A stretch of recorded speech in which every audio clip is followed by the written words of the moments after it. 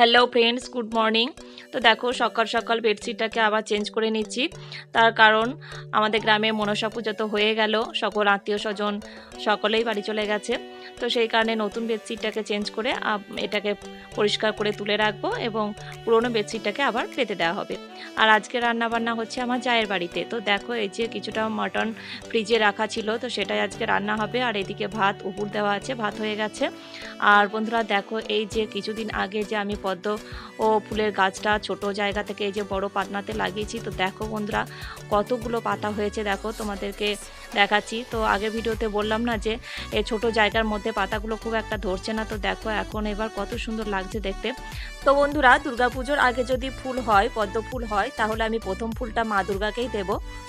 তো চলো এখন এবার রাত্রে ফাংশন দেখতে এসেছি। আর বন্ধুরা আজকেই ফাংশন শেষ আমাদের গ্রামে। তাহলে আজকের মতো ভিডিও এই পর্যন্ত, আবার দেখা হচ্ছে নেক্সট।